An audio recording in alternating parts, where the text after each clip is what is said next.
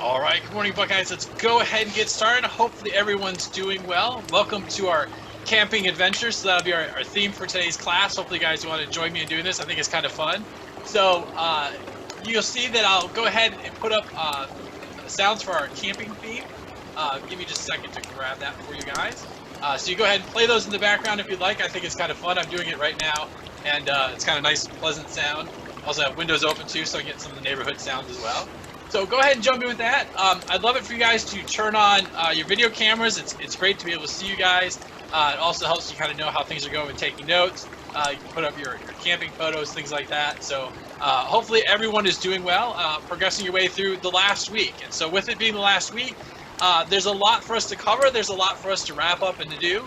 And I think it's going to be a fun week. There's lots of good content, things I enjoy talking about. And things students really enjoy. So we'll have a great, strong week to finish off the semester. So what I want to do to get us going is spend just a little bit of time kind of talking about the last pieces that we're going to be working on, the pieces that are going to be helpful for us to kind of keep in mind the order in which everything's happening. Okay, so what I'm going to do is I'm going to walk through the important dates for the rest of the semester. So this is a good time to take notes, jot these dates down, make sure that you're kind of taking care of these things as we're going along. And then I'll pause at the end of this to see if you have any kind of questions about what's left, any kind of general questions. So first things first, the most immediate thing coming up is quiz number 5 and module outline number 5 are due before class on Thursday the 23rd. So make sure that you're taking care of this. It will need to be uploaded to Carmen ahead of class on the 23rd. So make sure that you're giving yourself some time to get uploaded in case you run into any problems. So I'm looking forward to seeing those. You guys have consistently been improving on the module outline, so I'm looking forward to the last one here. We'll do quiz number 5. Again, it goes back to a quiz format that we're used to. But keeping in mind, these are the most immediate things that are due on Thursday. Also due on Thursday as well is the music extra credit. So the music extra credit needs to be approved before class on Thursday. What this means is that I need to sign off and say that I can award you extra credit before class next Thursday. So if you're interested in doing music extra credit, you can email it to me. If you get it done well right off the bat, I'll be happy to give you credit then. Otherwise, what I'll do is I'll give you a little bit of feedback, help you with it, and we'll kind of keep going back and forth until you get that music extra credit in good shape. So keep in mind, again, it needs to be approved before class on Thursday, not that it's just simply submitted before class on Thursday. If you've been working on one with me and you haven't gotten that confirmation that I've approved it and received the 5 points of extra credit in Carmen, make sure you catch up with me again so we can finish up the process that you're working on. I know for some of you who kind of started this process a while ago and haven't gotten a chance to finish it up. So please, again, keep in mind, music extra credit, totally done, approved before class on Thursday. You've had all semester to work on it, so there's no extensions whatsoever on extra credit for that. In terms of also with extra credit, the last day for tutoring is on Friday, the 24th, so the end of this week is the last day for tutoring. So with that being the last day, what I will do is after I complete grading the quizzes, I will then account for any tutoring extra credit and adjust quiz grade. So if you are having one of your quiz grades adjusted, you'll receive an email from me letting you know, I should say, that I've adjusted your quiz grade and the number of quizzes that I've changed. So keep this in mind. That's how it's going to work. So again, the last day for tutoring is April 24th. Remember, for every 3 tutoring sessions you attend, I'll replace your lowest quiz grade. And again, you can do this for up to 3 quizzes. So again, Friday's the last opportunity for that. Let me keep going, and then I'll pause, and we can go back through things if we need to. So continue to walk things through. The last day to complete research credits, either through SONA, the under 18 assignment, or the alternative written assignment, is Sunday, April 26th by 5 p.m. Okay, so that's the point at which all research credit is due and needs to be completely done at that point. There's absolutely no extensions on that. So whether you're finishing things out with the SONA assignments, doing them online, you can do the alternative written paper. If you're doing the under 18 assignment, you need to get that to me as well by Sunday, April 26th by 5 p.m. So again, all research is due by then. So looking at this week, we have quiz number 5, module outline number 5 due Thursday before class. Extra credit needs to be approved before Thursday on class. Friday is the last day for tutoring. And Sunday, April 26th by 5 o'clock is the last day to do research credits. All research at that point is going to be done. The other thing I want you guys to spend some time on, I would hope, is to complete the SEIs. So the SEIs are student evaluations of instructors, and I would appreciate it very much if you'd spend some time doing that. The SEIs are really important to me. I always look at them very carefully, so do other faculty. I make adjustments. Things that are going well, I make sure we really continue doing class. Things that don't go as well, we make adjustments, try to improve on them. It's especially helpful to get feedback with the online format to kind of see how things went with that transition. So please take some time to do that.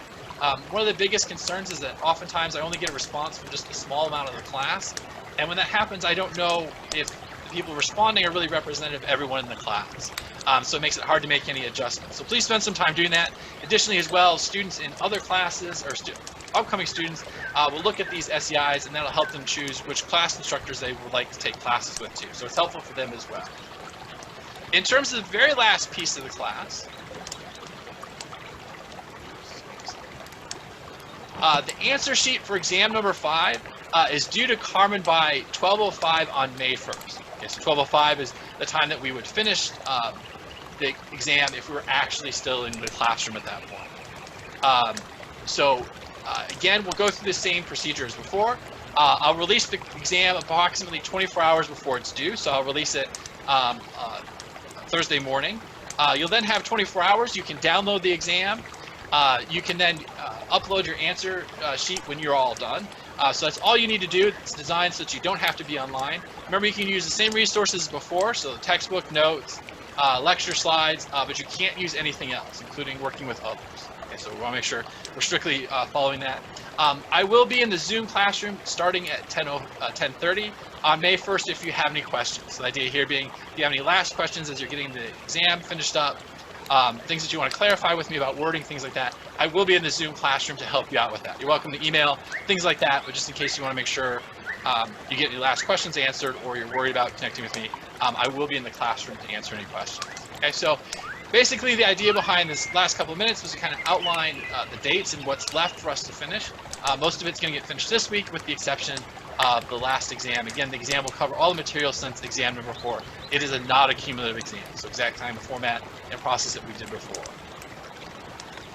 So I'm going to pause at this point to see what questions you have. Again, if you have a camera, I'd love it if you turned it on so I can connect with you guys, see how things are going with taking notes. Let me know if you have questions either through chatting or through kind of just sharing your question directly.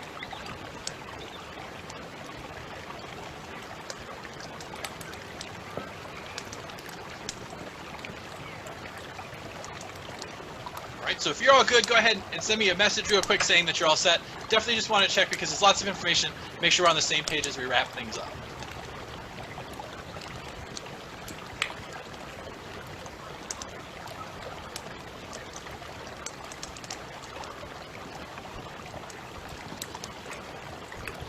Okay, so these messages were all good.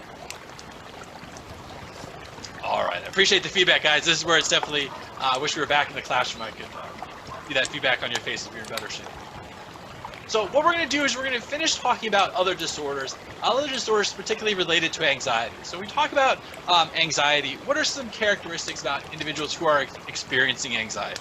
Okay, so you can either share jumping in over the video chat, or you can write it out in the chat box there. What are some kind of the basics of the symptoms for individuals that experience anxiety, whether it be general anxiety, panic attacks, talking about obsessive compulsive disorders? What are some general overall characteristics before we continue talking about other anxiety-based disorders?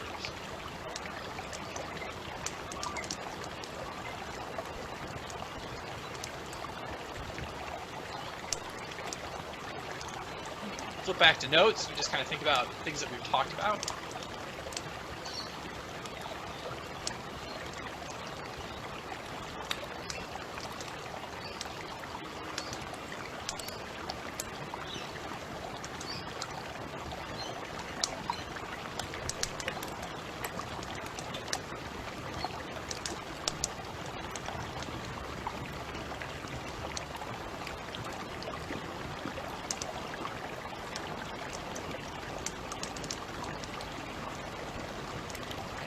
Need help with the question rephrasing it, let me know that as well. I can rephrase it. Again, just kind of reviewing what we're talking about in terms of characteristics of individuals who experience anxiety. What does that look like?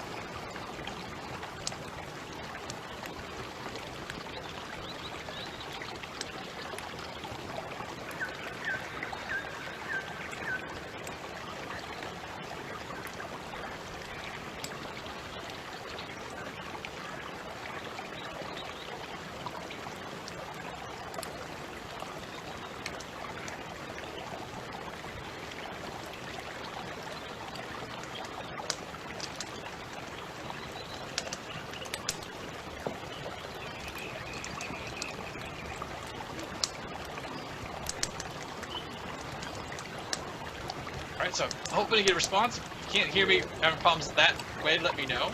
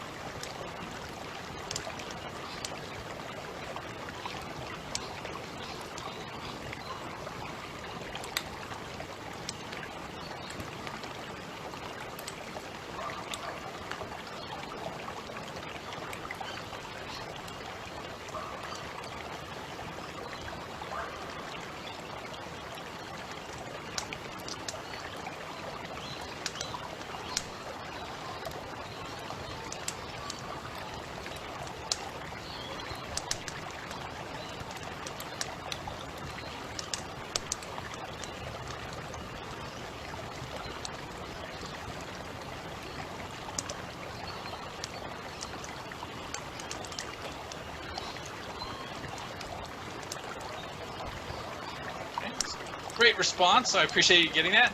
You know, it's this idea that symptoms of anxiety is that a constant state of fear, always kind of being worried something negative is going to happen, kind of being anxious about it. Ellie gave a great job of describing some of the physical symptoms. So you're fidgeting, you can't really be at ease. You might experience kind of sweating or trembling. Again, this is during times when you really shouldn't be anxious necessarily. And your body is in this kind of fight or flight response. So those are great answers, guys. I appreciate you jumping in and sharing them because it's exactly what we're looking for as we get back into thinking about anxiety disorders. And one of the first anxiety disorders we're going to come back to talking about here, we're going to introduce kind of based on this over idea that you guys laid out, is talking about eating disorders. Okay, so we'll talk about anorexia nervosa, bulimia nervosa, and binge eating disorders. And again, with each of these disorders, I'm giving you kind of the basics of it. There's much more detail to it. There's greater complication to it. A lot of these disorders are comorbid, meaning that they have multiple symptoms going on, such as depression and binge eating, things along those lines. So please keep that in mind. We are kind of really simplifying things, but the idea here is to give you kind of the basics of it. So eating disorders may involve a number of components. The first of these is that the individual may experience kind of this unrealistic body image and extreme body ideal. And this is a bit of a double-edged sword here. Unrealistic body image, the idea here is that the person's kind of seeing themselves in a way that's not realistic, that's not consistent with their actual physical appearance. So they might perceive themselves as being significantly overweight, when in fact they're significantly underweight. But to them, their perception of their body image isn't aligned with kind of that reality. You see this kind of disassociation going on in that sense. That belief that maybe they appear overweight is then coupled with an extreme body ideal in terms of what they should look like, and their ideal of the weight that they should have, their appearance. So the idea is that they see themselves as overweight, and they're trying to reach an extreme body ideal of someone being potentially at a very unhealthy weight. Okay, so they see themselves as being fat, and they're trying to then reach an extreme of thinness that's not possible. And what we see happens here as a way to deal with the anxiety associated with this body image and this ideal is a desire to control food and the body when one situation can't be controlled. Okay, so we see a little bit of this crossover with obsessive compulsive disorder in the sense that when an individual is experiencing anxiety, one thing that may develop is these different types of eating disorders. And these eating disorders may be a function of the fact that individuals trying to control their food because that's something they can control, as a way to then address other limitations, other anxiety-provoking situations where they can't control them. So same thing with kind of OCD, their obsessions come in. One way to control the obsessions is to have these compulsions, to act on and do certain behaviors to try to diminish the anxiety associated with those obsessions. And what can happen with some of these disorders as individuals try to reach this ideal image, as they try to control food, is they might start to experience cycles of depression. Okay, so this goes back to this kind of cycle of depression where a situation happens, you interpret it negatively, that then leads to more negative outcomes occurring, which leads then to bigger problems when you run into the next situation. Same kind of thing can happen with these eating disorders. Primarily women with eating disorders, we'll see, so women primarily are the individuals that have eating disorders compared to men. We'll see that in this case, that cycle of depression starts to kick in as the eating habits start to become problematic. whether it be kind of binge eating, where you're eating lots of food and then becoming depressed about that experience, depressed that you couldn't control the food, or kind of going through the cycles of, feeling like you're frustrated because you can't reach this body image, and so you get depressed because you can't control that eating like you'd like to. And what this ultimately results in is health problems. And so this type of eating behavior is harmful in terms of physical health in a number of different ways. So first off, individuals that purge will actually experience kind of dental problems because of all the acid coming up out of their stomach. They'll experience health problems in terms of weakened bones and muscles because they're not getting the nutrition that they need in order to be able to successfully be healthy. They may have issues kind of also with sleeping, things along those lines as part of that depression. So we see that there's also, in fact, just physical health problems that result from this. It's kind of moving your weight around in extreme cycles is very hard on a body. And so what we're going to do is we're going to kind of walk through each of these different types of disorders, again giving you some of the foundations, the basis for us, and then we'll talk a little about kind of how some of these disorders develop as a whole. And as we go through this table here, don't worry about getting all the definitions down. Again, this is for you guys both on Carmen, and I'll have this on YouTube as a video, but think about kind of how these differences occur between the different types of disorders. So the first we'll talk about here is anorexia nervosa. And this is defined by a compulsion to lose weight, coupled with certainty about being fat despite sometimes being 15% or more underweight. And this occurs about 0.6% of the time an individual is going to meet this criteria during their lifetime. And so anorexia nervosa really captures this initial idea that we talked about of an unrealistic body image and an extreme body ideal. And so the individual here wants to lose that weight. They have compulsions. They're focused on losing weight. And that's coupled with, so that's them working towards that extreme body ideal. And that's coupled with the unrealistic body image of perceiving themselves as fat, despite being potentially very significantly, to a very unhealthy degree, below weight. Okay, so underweight. And so that's what we see with anorexia nervosa, their compulsion to lose weight, so it's exercising all the time, not eating what they need to.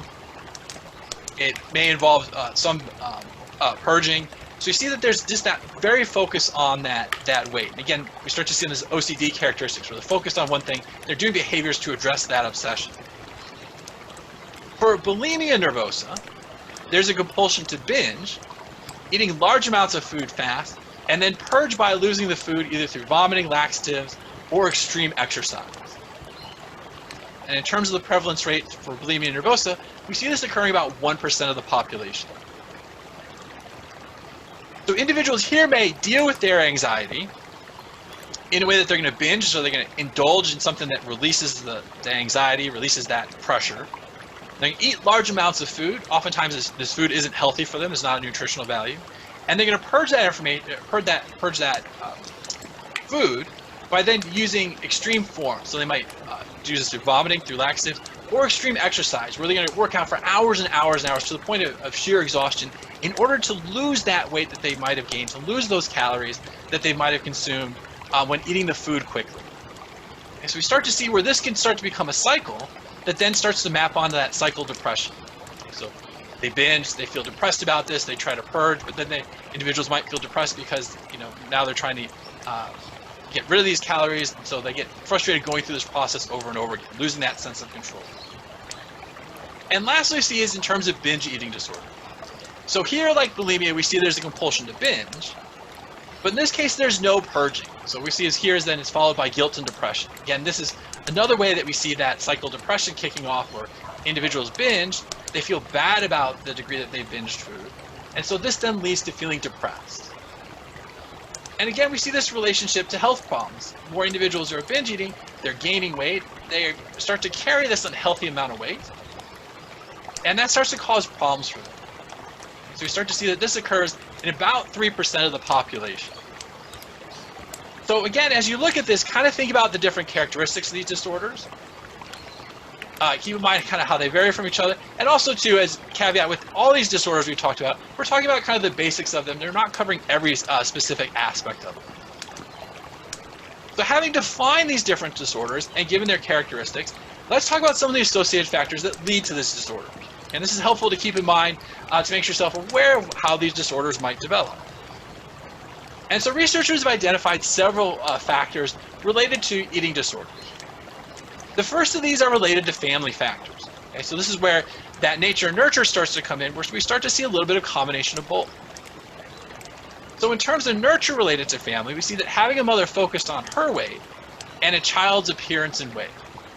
Okay, this idea that the family factors, the mother being focused on her own weight and the child's appearance, being concerned about kind of weight as a focus, being kind of obsessed about this in terms of how they're appearing, the food that the mother's eating, kind of thinking about the calories, but then also extrapolating that to then how the child appears. So the child's weight, concerns about the child's weight, concern about the child eating too much, being concerned that the child might develop an eating disorder like the mother does.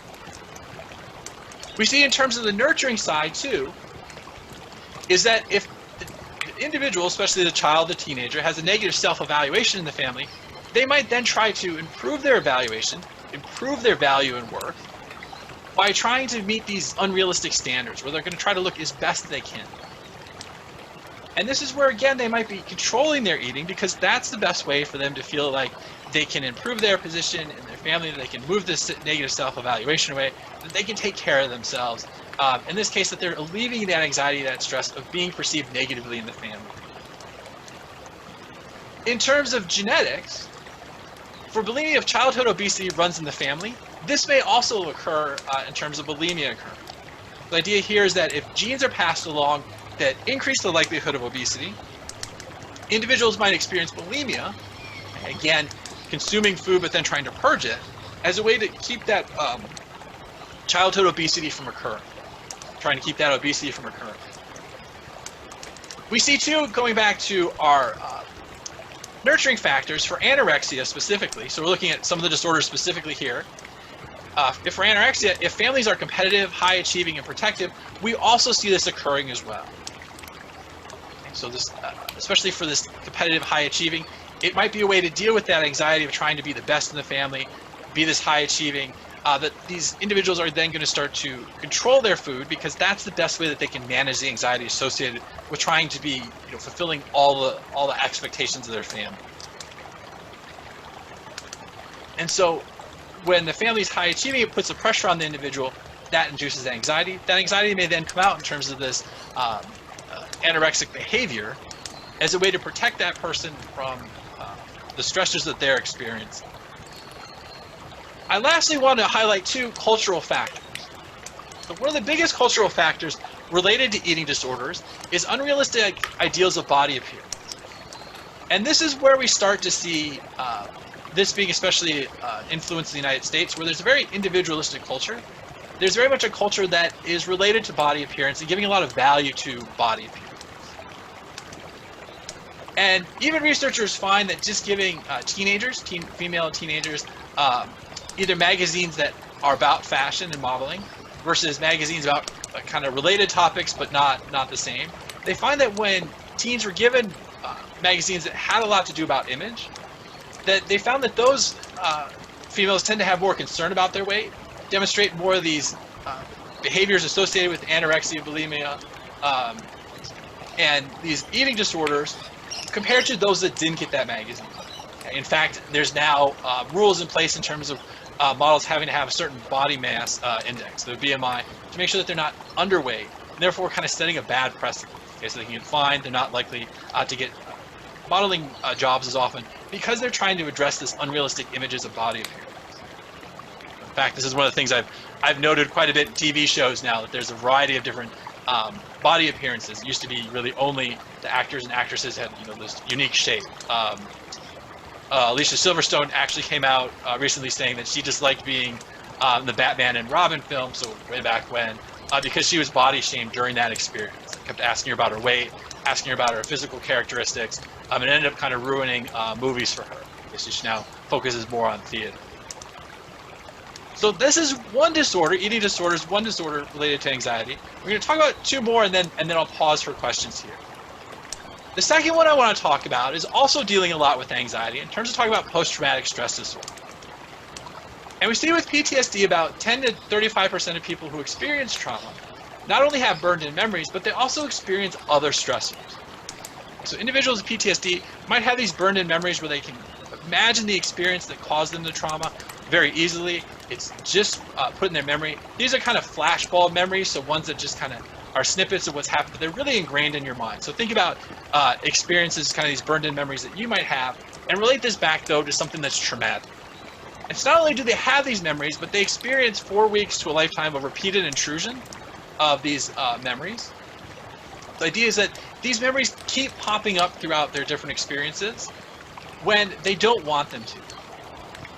Okay, so they might be going through their daily routine, they might even be at the grocery store, with friends or family, and this memory starts to just come back to them. And we'll see is that this memory coming back is so vivid to them. Okay? In fact, individuals with PTSD often experience nightmares and other re-experiencing in their sleep.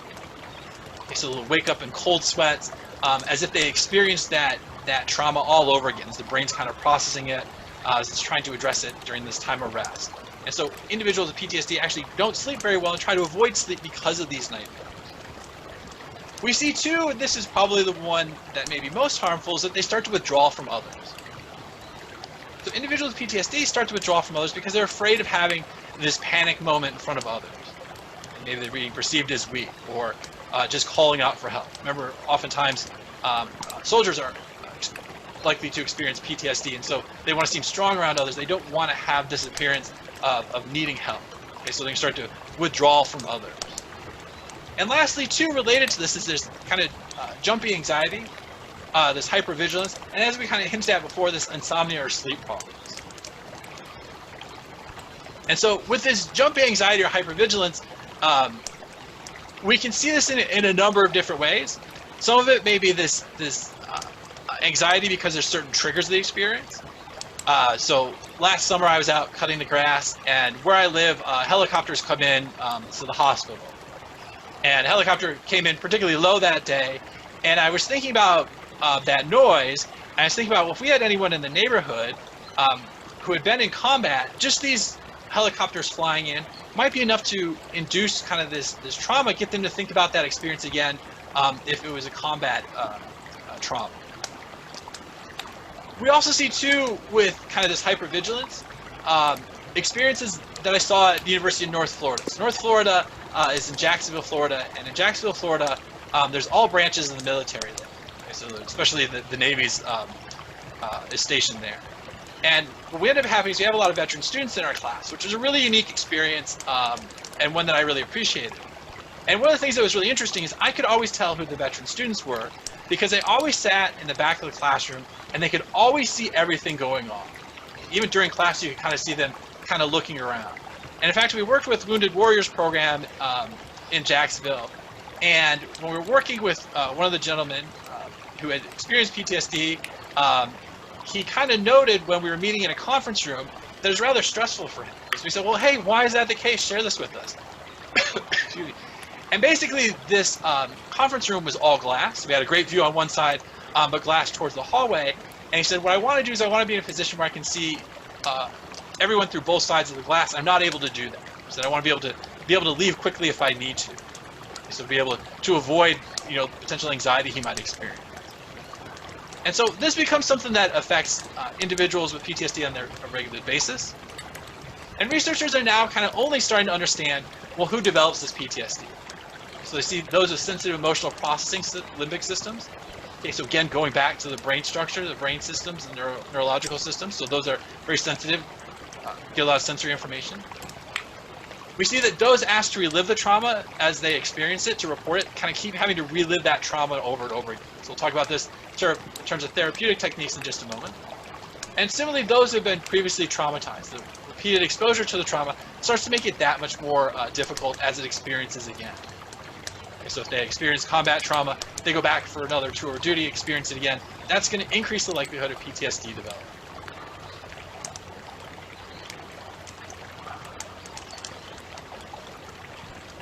So the last disorder I'm going to tackle, again, if you're still taking notes, that's okay, this is a poster for you guys, you'll be able to get back to it, is talking about dissociative identity disorder.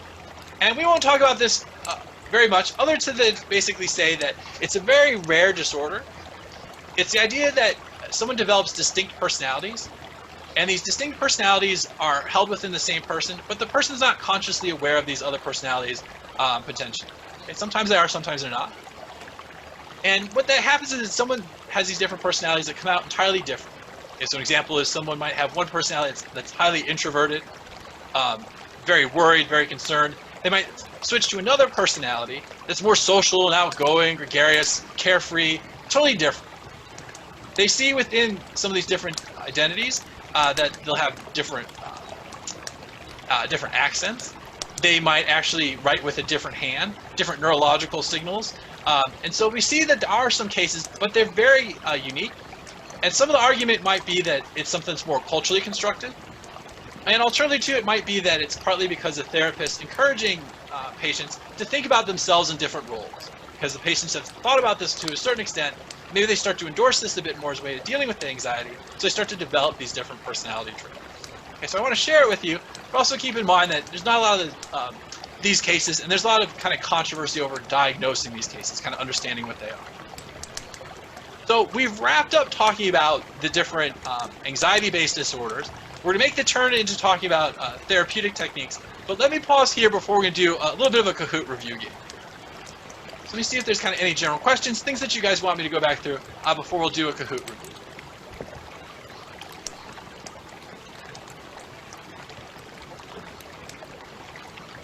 All right, so let's break things up a little bit, get us kind of thinking about things, review what we've been talking about the last couple of days, and I'll get us set up with our Kahoot review. So give me just a minute to get us going.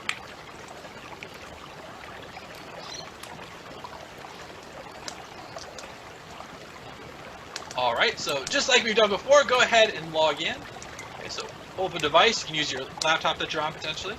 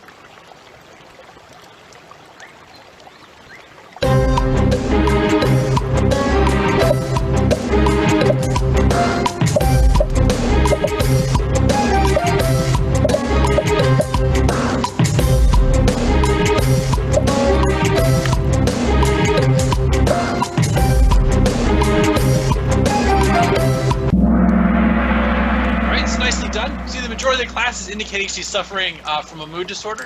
And in fact, we make that argument that the symptoms that we're talking about are really related to depression. So loss of interest in activities is one of the two primary characteristics of depression that are examined for in terms of diagnosis. And also to this idea that thinking she were better off to be dead also characterizes kind of the suicidal ideation that's related to depression. And so we can see, again, these questions will help us kind of think about the symptoms related to each disorder. It's also a good way to kind of practice and think about these disorders. Again, I encourage you guys to kind of diagnose TV characters, those around you. Don't tell them their diagnoses. To kind of practice with these concepts. Okay, so nicely done starting off. Here's our next question.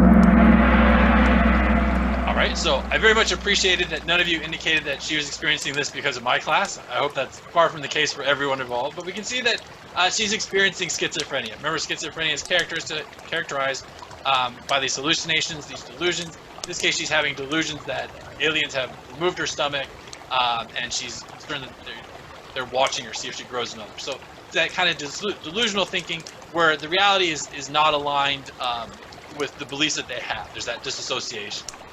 So nicely done. Okay, question number 3.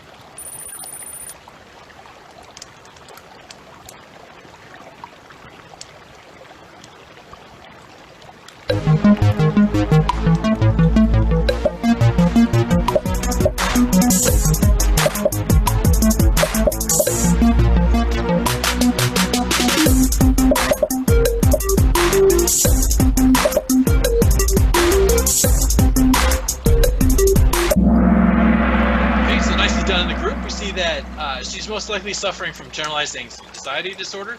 So she's, tense and plagued by muscle fatigue. That's associated with anxiety. In this case, we know it's generalized anxiety because it's unexplainably occurs. She's continually tense. It's kind of always happening, rather than being associated with something specific. And we wouldn't say she has a dissociative disorder because she's not talking about having different personalities that she's switching back and forth. Okay, so nicely done here. All right, next question.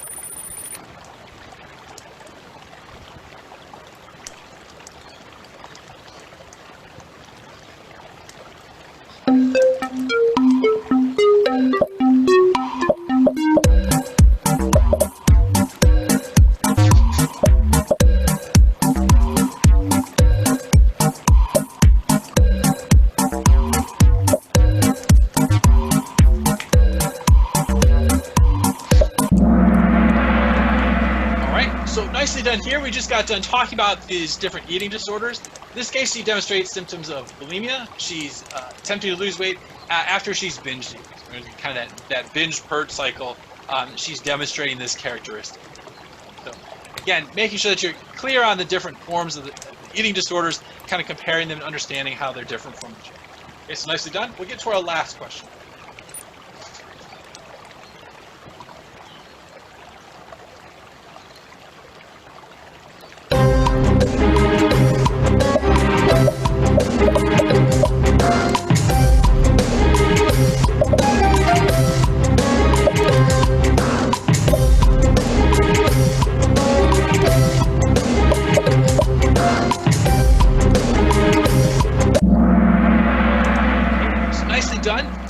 What we're trying to indicate here with Maxine is that she has these intrusive thoughts, so in this case these obsessions, and she's trying to suppress them, make them go away by constantly checking her house. So these are those compulsions that come in.